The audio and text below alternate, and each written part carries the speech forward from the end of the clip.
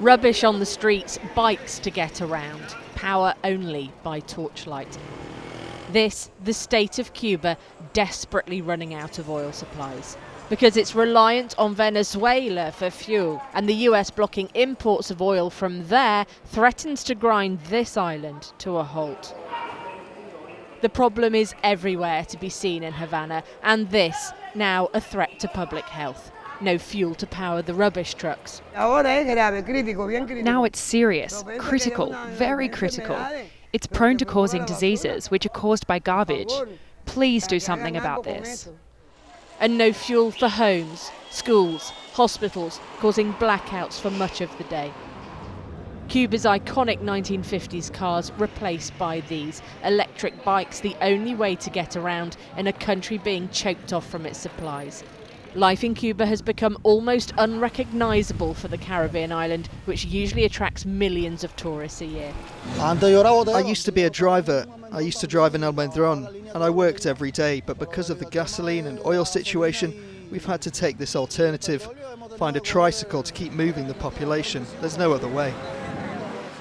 Cuba's communist ideology has put it at odds with the world's biggest superpower for years. It's now stuck between accepting White House demands or facing a crisis that could snowball into catastrophe for citizens. Trump says it needs to make a deal or face the consequences, seeing a potential chance for a Cuban government to fall. Cuba is right now a failed nation, and they don't even have jet fuel to get for airplanes to take off. They're clogging up their runway. We're talking to Cuba right now. I have Marco Rubio talking to Cuba right now, and they should absolutely make a deal because it's really a humanitarian threat. South America is a region split at the moment, traditional alliances bending under the pressure of US involvement. These were much needed supplies from Mexico being shipped in last week. But its government now halting shipments after the US threatened tariffs against countries that send supplies to Cuba. But not everyone there agrees with the Scheinbaum administration, with demos against what some Mexicans say is economic suffocation for Cubans, and Chile's far-right president-elect saying it won't be lending Cuba a hand either. I do not agree with giving direct economic aid to a government that has imposed a dictatorship for more than 60 years and has left the Cuban people in a very deprived, inhumane situation. Russian tourists at the airport in Havana being repatriated, but while an inconvenience for its holidaymakers, this is potentially an opportunity for Russia itself, because Cuba now needs oil and badly. Russia could be the one to provide it. With the US-Cuba relationship strained for decades, Secretary of State Marco Rubio, the son of Cuban immigrants, is seen to be ramping that up further, accused of a personal agenda or even a lifelong dream to exact regime change. Rubio, for his part, defending the aggressive stance to Bloomberg.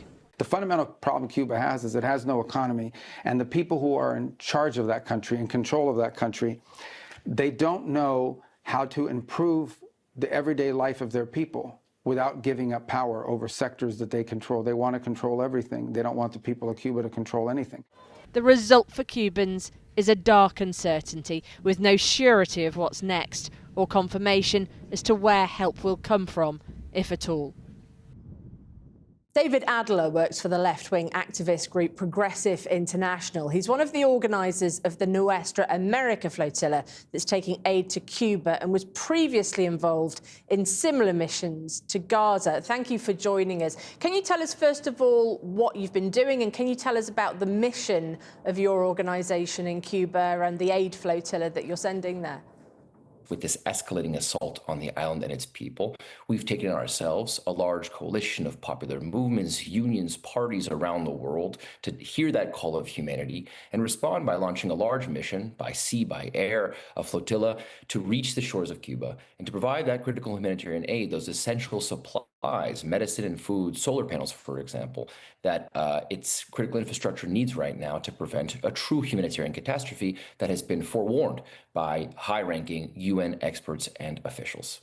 I know you were in Cuba just a few weeks ago. How much has the situation there changed since then, and what were the limitations on aid specifically as well?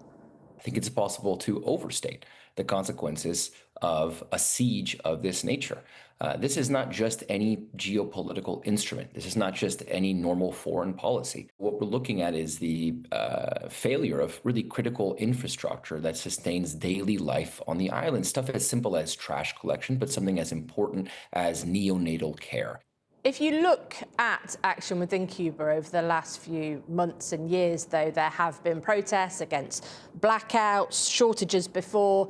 This isn't just necessarily a US issue. The Cuban government continues to repress dissent and public criticism. So there is a history of this as well. You can't necessarily place it all on the US. The Cuban government has long assumed responsibility for critical policies that would provide for the well-being of their people. There's no shortage of criticism, open discussion, and dialogue on the island about that. But let's be abundantly clear. This is in plain black and white, written into State Department memos and cables reaching back for 60 years of the U.S. blockade, where the explicit goal of U.S. policy is to strangle the island, inflame hunger and desperation that would lead to the type of social unrest that could cause the collapse of the regime. I would call on people to really question, before we normalize these tactics of siege in utter and explicit violation of international law, why are we doing this? What threat does Cuba represent to the U.S. American people? What threat does Cuba represent to the international community, a country that has led medical brigades and provided for the poor all across the world throughout the history of its revolution since 1959? What do you make of the international response to this crisis, then? Has Cuba been abandoned by its traditional allies, particularly in South America as well? One of the things we've seen in recent days is governments increasingly wake up. Those allies of Cuba, historical allies of Cuba, wake up to this humanitarian crisis. Morena and the government of Claudia Sheinbaum in Mexico, for example, sending humanitarian aid. The government of Gabriel Boric promising to do so, as well as the government of Pedro Sanchez. But what Cuba also needs right now is petroleum. It's really going to be up to states to respond to their own obligations under international law and ensure that the Cuban people have access to the critical energy that sustains the infrastructure that will keep people alive in the coming hours, days, weeks, and months. And where do you think Russia could come into that, I suppose? Russia or China in the mix for that? Certainly, China's played a hugely constructive role in supporting the construction of solar and renewable energy on which Cuba will now be forced to rely. And this is a rapidly deteriorating situation. So even if we take a radiography of the international community of where they are now, we should hope that by tomorrow, by the end of this week, there are 10, 20, 50 more governments that understand the gravity of this crisis. What do you make of President Trump calling this a humanitarian crisis? What's amazing is seeing the backtracking or the defense of this U.S. policy by people who pretend to say, oh, there's no blockade, there's no embargo. Trump on Air Force One just yesterday, Tuesday, 11th of February, or Tuesday, the 16th, said himself, there's an embargo, there's no money, there's no oil. He bragged of this to his own audience of reporters on Air Force One.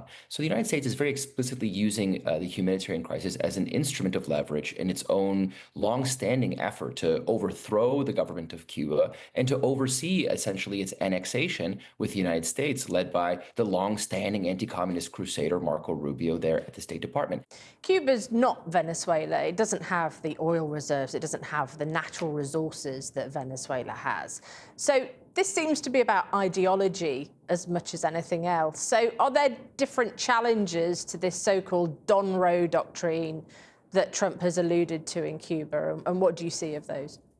Once again, the asphyxiation of Cuba begs the question, why is the United States doing this? And why is the international community so silent in the face of the Cuban people's suffering?